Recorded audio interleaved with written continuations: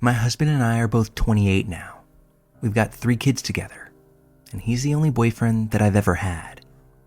We've been together since high school. I know that he's always struggled with low self-esteem, and I've had my own issues, but his are a whole other beast. About 7 years back, we got new phones on our family plan. Somehow, they synced up in a way that let me read his texts. He could have seen mine too, but I don't think he ever realized it.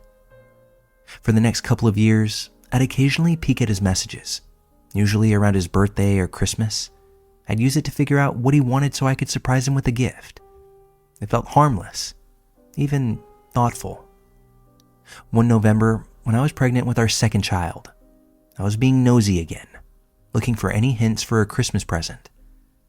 That's when I came across a message that made my heart sink. He had texted someone asking, "Where can we meet?" My first thought was that he was having an affair. But the more I read on, the more it became clear. This wasn't another woman. He was trying to buy drugs. That alone felt like a gut punch. I mean, we don't even drink. We're actually pretty boring in that regard. But the worst part came when I dug deeper and I realized he wasn't buying something to get high. He was buying something to end his life. I searched our entire bedroom from top to bottom and didn't find anything. Well, later that night, while he slept next to me, I went through his emails and his browser history. That's when I found everything. He had been researching lethal substances. He'd been looking into cremation costs. He'd even checked the payout details for our life insurance policy. It seemed like he had picked a date, 3 months after I was due to give birth. I remember just sitting on the floor in our room, sick to my stomach. The idea that he was planning to be gone, that he was going to leave me and our children on purpose, it absolutely shattered me. The next day, I took his phone while he was in the shower and texted the person that he'd been messaging. I said something like, "I'm no longer interested. If anyone else contacts you from this number, ignore them. They're not me." Then I deleted the thread and blocked the number. He never found out I did it. And from that moment on, I made it my absolute mission to show him that he mattered, that he was wanted, and that his family needed him. Even if it made me look ridiculous, I didn't care. I started bringing him little gifts along with his lunch to work. When he'd come home for the day, I'd greet him like he'd been gone for a month, running up to him, hugging him, kissing him, and telling him just how much I'd missed him. I'd tell him how handsome he was in front of people. I'd call him randomly at work just to hear his voice and ask how long until he was home. I made it very clear every single day that I loved him, that I couldn't do this life thing without him. Eventually, I even convinced him to start therapy. One night, I couldn't sleep and ended up waking him up. I told him I'd had a nightmare that he died. He asked, "Why is that a bad thing?" That simple response wrecked me. I told him that he was my everything, that outside of our kids, he was the reason I woke up in the morning. He said something like, "Wouldn't things be better if I was just out of your way?" I told him no, that if he left, it would ruin me. He said, "But if you were financially fine, things would be okay." I told him I didn't care about that I'd rather be poor and have him than rich and alone. And I meant it. He looked at me and said, "I didn't know that you really felt that way." And I told him that unequivocally, I did. After that, I asked if I could join him in therapy. He agreed. I told the therapist that I thought my husband was depressed, and he finally admitted that he might be. He started medication shortly after this, and little by little, things started to get better. It's been about 5 years since all of that happened, and I still go out of my way to show him that he matters. I still call him handsome. I even bring him flowers on occasion. I still cheer when he walks in the door, because even now, I don't want him to ever doubt for a second that he's the center of my world. He still doesn't know what I stopped him from doing, and I plan to keep it that way.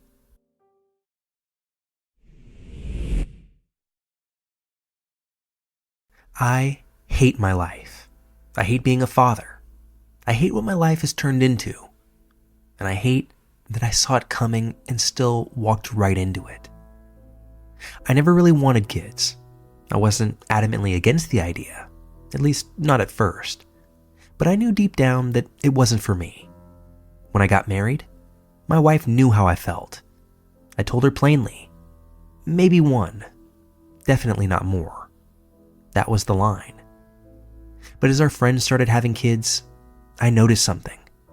It looked miserable. Even the parents with so-called easy kids looked worn down. The joy they exuded felt fake, forced. They were sleep deprived, constantly anxious, and their marriages were falling apart behind closed doors. I saw the reality through the cracks in their curated social media lives, and it only confirmed what I had already suspected. Parenthood? That's a trap. Then, without warning, my wife's sister died. And with that, everything seemed to change. Suddenly, family became the most important thing in the world to her. I understood the grief, I really did. But it lit a fire in her, an urgency that I just didn't share. She started talking about legacy, giving her parents something to live for in the form of grandkids, and honoring her sister's memory. I told her I still didn't want kids, but she wouldn't let it go. She wore me down, and that's when her parents got involved. They pitched me this dream. They'd sell their ranch and move into a house down the street from us. You won't be alone in this, they promised. We'll be hands-on. We'll take care of everything. I just need to be the classic provider, that 1950s dad archetype. Show up, earn a paycheck, be present when it matters. They would handle the hard parts. I let myself believe it, like an honest-to-God idiot. They made parenthood sound like a Disney montage. Happy meals and first steps, Christmas mornings and school plays. But they left out the screaming, the resentment, the seemingly endless sacrifices. I let them show me the highlight reel, all while I ignored my gut. I got played, and I let it happen. We had our kid, a son. In the first few years, they weren't great, but I told myself it was just a rough start, a phase. He would scream constantly, never slept. He was defiant, even as a toddler, but I waited for the tide to turn. Spoiler alert, it didn't. He was eventually diagnosed with oppositional defiant disorder. If you're unfamiliar, it's basically a formal way of saying your kid's default mode is being an asshole.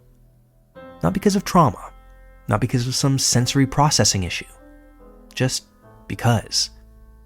He fights, he resists, he escalates, just for the sake of it. He's vindictive, cruel, and constantly testing boundaries. Now he's 11, and that diagnosis feels like a life sentence. Every day is a war zone. And where are Grandma and Grandpa now? Too much, they said. He's just too much. They tapped out when he was 4, said they needed space, and I haven't seen them do anything meaningful to help since. Tonight was the tipping point. I came home from work, my 6th day in a row, mind you, to find my son spitting on the neighbor's doorknob. Why? Because they got an Amazon package that was mistakenly delivered to their house and waited until evening to bring it over. I told him that wasn't okay. I didn't yell, I just told him that wasn't how we act. But in a huff, he walked upstairs, opened the attic, and pissed all over the one box of childhood memories I had left. A box that held photos, letters, items from my parents, both of whom died before I was 20. The kid literally destroyed the only things in my life that felt sacred. Once again, just because. And now I'm sitting in my car in a dark parking lot at the neighborhood park, tethered to my phone. I don't know if I'm going back tonight. I don't know if I want to. Now, this isn't a cry for help. I don't want advice. Don't tell me it's about discipline or parenting styles.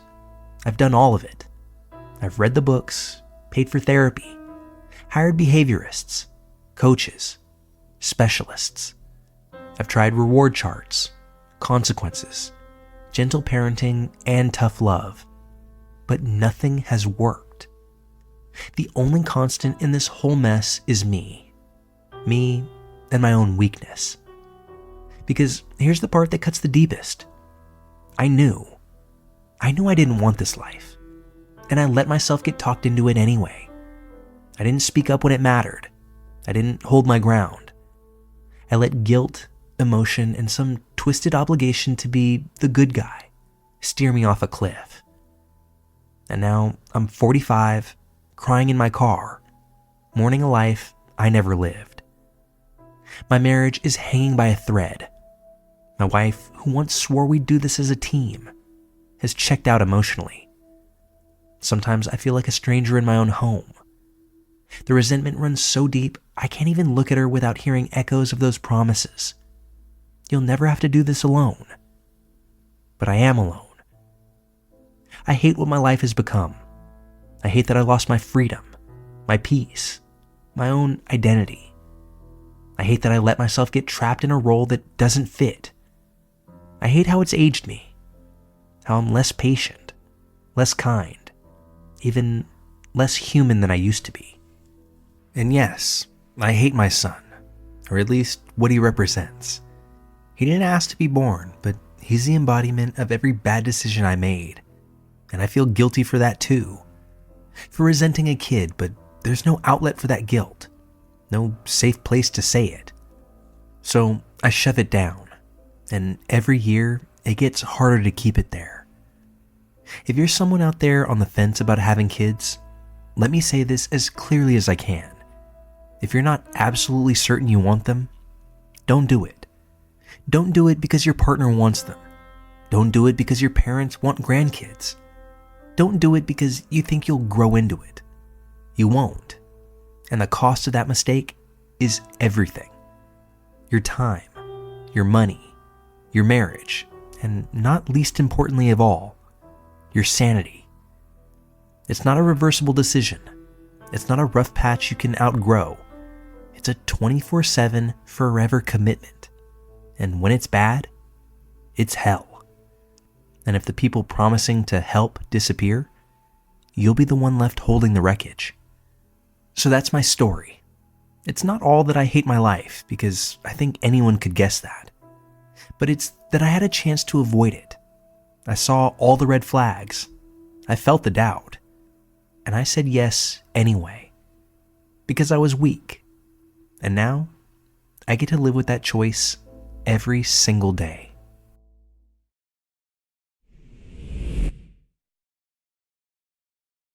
I was just 21 years old when my life changed in a way that I never could have predicted.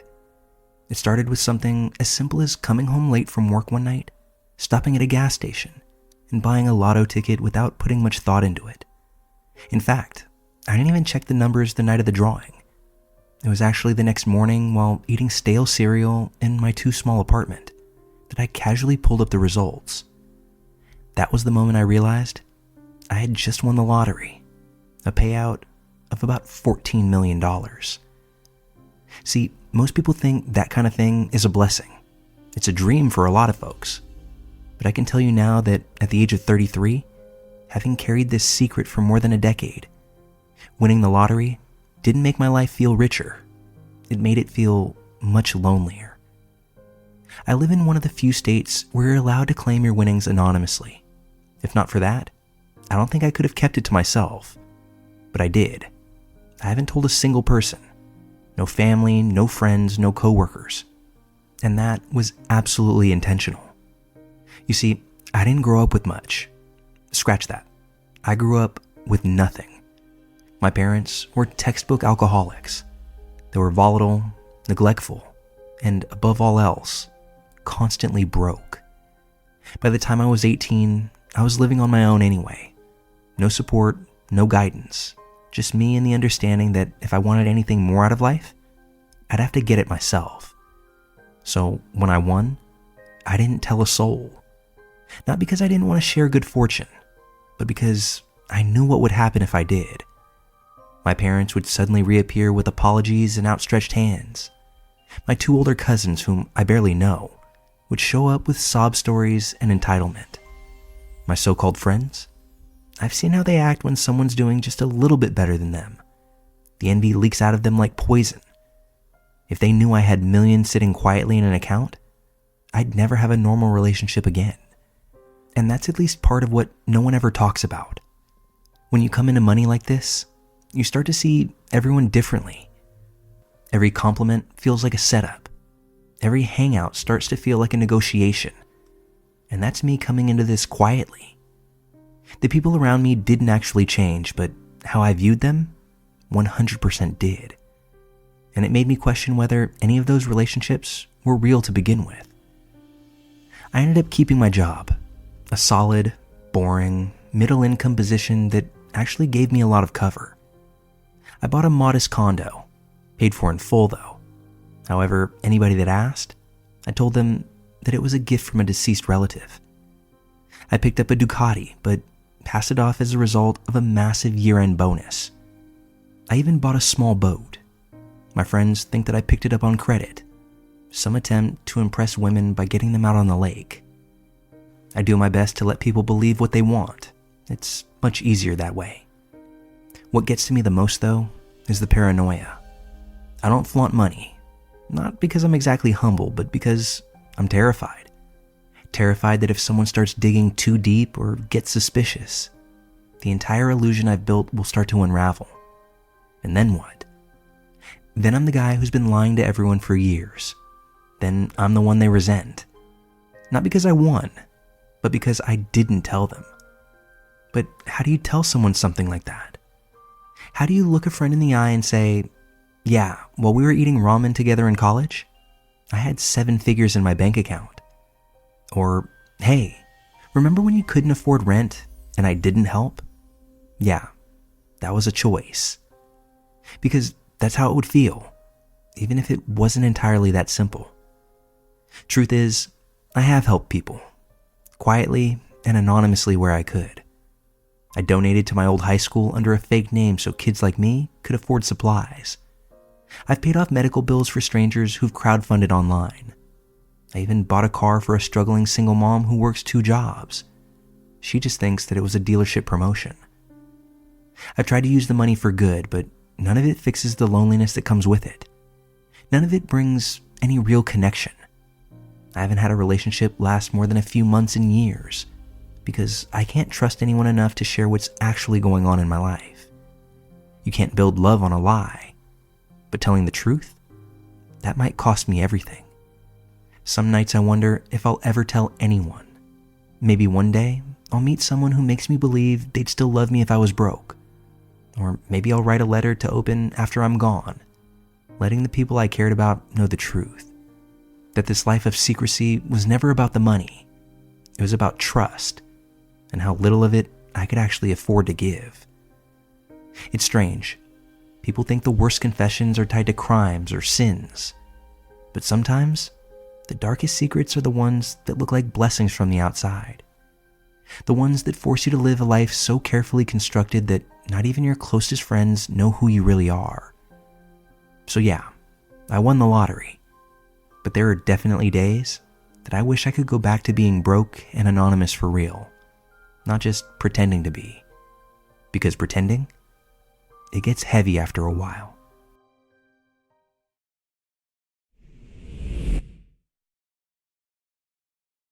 Back in 2009, I died. And I don't mean that metaphorically. My heart stopped. My brain shut down for a time. The lights pretty much went completely out. And somehow, they turned them back on again. I had a traumatic brain injury so severe that for 3 days, no one thought I'd make it. My family was preparing for the worst, rightfully so. Doctors kept their words both vague and grim, and if there was any miracle to be had, I was told later that I burned through every ounce of it just to survive. And that's what I did, survive. Except, I didn't walk out of that hospital as the same person who went in. I was someone else completely. When I say that I have permanent amnesia, I mean it in the most personal way imaginable. I don't remember my childhood. I don't remember the sound of my mother's voice or the way her face looked. For a time, I didn't even recognize my own reflection. The entire first 2 decades of my life might as well have belonged to someone else entirely. That history, all those emotions, that foundation that people build their lives on, gone in a flash. The hardest part for me wasn't losing the memories. It was living in a world where everyone else still had them. People would tell me stories that I was supposedly in, laugh about the things that we had done together, ask if I remembered this person or that place, and all I could do was nod or fake a smile because the truth? No, I didn't remember any of it. And saying that out loud every single time was exhausting. It took me almost 5 years to even begin to accept that this was my new reality, that my past wasn't just missing, but that it had been erased. But what I didn't realize right away was that the amnesia, that was only the beginning. As more time passed, I started noticing that something else was off. I couldn't feel fear. Not the way I used to. Not the way that I assume other people did. A dog growling in my face, a car swerving towards me, someone screaming just inches away from me. Nothing. No spike in adrenaline, no cold sweats, no instinct to run away. Basically, just silence. Like my brain skipped a beat that it used to know by heart. It wasn't until I went back to the neurologist that it all started to click. My amygdala had taken a permanent hit. The part of my brain that processes fear, that tells us we're in danger and sends the body into survival mode, damaged beyond repair. And losing fear, it might sound liberating at first. People imagine it as some kind of superpower, but I'm here to tell you that it's not. It's a curse, because fear is a boundary. It's what keeps us from doing reckless things. It's what stops us from crossing certain lines, and without it, you start to wonder what's left to hold me back. I lost more than fear. I lost the emotional bond with my then wife. It wasn't an instant thing, but it was irreversible. I couldn't connect with her on that deep, visceral level anymore. It was like watching someone cry from the other side of a window. You understand it, but you don't feel it. Eventually, that distance became too great, and our marriage just crumbled. I'll admit, it wasn't fair to her, and I don't blame her for leaving. But the emotions I did keep, they ring far louder than ever before. Love now feels all-consuming. When I care about someone, I care to the point of obsession. I want to protect them from everything in this life, shield them, wrap them up, and never let them go. And there's no middle ground. It's all or nothing. And to be frank, anger is far worse. It bubbles up like lava and erupts without any warning. I don't lash out physically. I don't scream. But I get this tightness in my chest that feels like it could blow right through my skin. My hands clench so hard my knuckles crack. I often have to isolate myself just to come down from it. I'll sit still, breathing through my teeth, gripping a desk like it's the only thing keeping me tethered to reality. I've never hit anyone, never raised a fist. I'd like to say that I never would, but it terrifies me to know that if I ever did, I might not stop. That's why I try my best to hide it. That's actually the real confession here. Most people think I'm calm, collected, maybe a little aloof, but still polite. What they don't see is the mental gymnastics that I go through every day just to try to keep it together. To not scare people around me. To be normal, whatever that even means anymore. They don't know that I screen my emotions like a TSA agent on high alert. That I monitor my tone of voice, my facial expressions, the way I hold eye contact. They don't know I have a 1,000-yard stare when I get too overwhelmed, and that I have to snap myself out of it before anyone notices. I don't share any of this because I don't want pity. I don't want people to feel fear around me. And I definitely don't want people thinking that I'm unstable. But I am, more than just a little bit. And I guess the point of writing this, of sharing it here anonymously, where no one knows my name or my face, is just to get it off my chest. To say that surviving something doesn't mean you walk away unscarred. Sometimes you survive as someone else entirely. I know that I'm not the man I used to be. I don't even remember that guy. But I'm trying. Every single day, I'm trying to be someone who's safe, someone who can love and listen and doesn't let the darkness win. So if you ever meet someone who seems a little off, a little disconnected, maybe even a touch intense, just remember they might be doing everything they can just to hold it together. Pretty much like I do every single day of my life.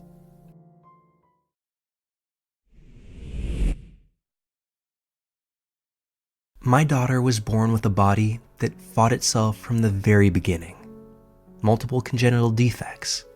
Every organ seemed to come with a caveat. Doctors would fix one thing and something else would break. She was a medically complex child from day one, and I don't think there was ever a moment in her life where we weren't dealing with some kind of complication. She lived for 11 years, and if I'm being honest, she probably lived 9 years too long. That isn't something I say lightly. That's a hard, ugly truth that I've had to carry, and still can barely look at straight on. I fought for her life like a soldier with absolutely no backup plan, and I never stopped to ask whether that battle was one she wanted to keep fighting. Her life was spent mostly in hospitals, months at a time, sometimes with just a few weeks at home in between. And when she was home, we weren't living. It felt like we were just waiting for the next hospitalization. I don't think she ever spent more than 2 consecutive months outside a hospital until we signed the paperwork to start palliative care. She was more comfortable in the hospital than she ever was at home. And that reality breaks something in me. She knew the halls of the children's wing better than her own neighborhood. She knew every one of her nurses by name, every machine beat by sound, and every hospital routine like clockwork. That sterile, blinking world became her comfort zone. She was the warrior kid. That's how the staff knew her. The one who made cards for nurses and insisted on decorating every piece of medical equipment with glittery stickers and bright tape. Her IV poles looked like something out of a kid's art show. That was her world. Not school, because she didn't get to go. Not sports, because she was never healthy enough to play them. Not piano recitals or sleepovers with friends. Just doctors, nurses, shots, surgeries, and exhaustion. And I let that be her life. I gave her that life. It wasn't until the very end that she stopped being the fighter that I knew. In those final 6 months, something obviously shifted. She was clearly tired, and not the kind of tired that gets fixed with rest or pain meds. She was done. She told me so in her own way again and again. She said she just wanted to stop. But I refused to hear her. I couldn't, because if I let myself hear it, it meant letting go. It meant accepting that my child, the one that I had dragged through endless procedures, was now asking me to stop dragging her. I pushed back every time she asked, told her that we were almost there, that the next surgery might be the one to help, that this new medication might give us more good days. I made her promises that I knew I couldn't keep. She stopped arguing eventually and went along with it, but she smiled less and she got much quieter. When she passed, it wasn't peaceful. I told myself it would be, but it was far from that. She died agitated, upset, scared, I think, but not scared for herself. I think she was scared for me, scared of what would happen to me if she let go. She knew I wasn't ready, and I hate that. I hate that she died worrying about me. That's actually what this all comes down to. I wasn't strong enough to let go. I forced her to keep fighting a battle that she was ready to walk away from. I thought I was doing what any parent would do. I thought more time was always better. But time without quality without peace and without dignity. It's just suffering with a longer clock. I'm haunted by the nights that I told her to hold on, knowing she had nothing left to hold on to. By the looks that she gave me when she thought I wasn't paying attention. Looks that I now understand were her trying to find a way to tell me that she was done. She was so strong, braver than anyone I've ever met, and I wish I had given her the same courage back. I wish I had just said, okay, that I had sat with her in the quiet and said, you don't have to fight anymore. But I didn't. I held on until the very end, and that cost her. If there's a confession here, it's that I was selfish. I didn't mean to be, but I was. I needed her. I needed her to be here because the idea of living without her felt like being crushed under a mountain. And in trying to protect myself from that pain, I let her live longer than she should have. I let her suffer way more than she needed to. I'm so sorry for that. It's now been years since she's passed, and I still do the math in my head. How old would she be now? What she might be into? Whether she'd have liked school if she had ever been healthy enough to go? Whether she might have found some joy beyond hospitals and machines, but the truth is, I'll never know. That's what I live with now. The weight of having fought so hard for a life that was always half-lived, and the fear that the person I loved most in this world spent her final moments trying to comfort me. No child should have to do that. So I carry this guilt with me, and maybe sharing this confession here with strangers who might understand the impossible choices we sometimes face will lift a small piece of that weight from me. Or maybe it won't. But either way, someone needs to hear it. Sometimes, the strongest thing you can do for someone you love is to let them go.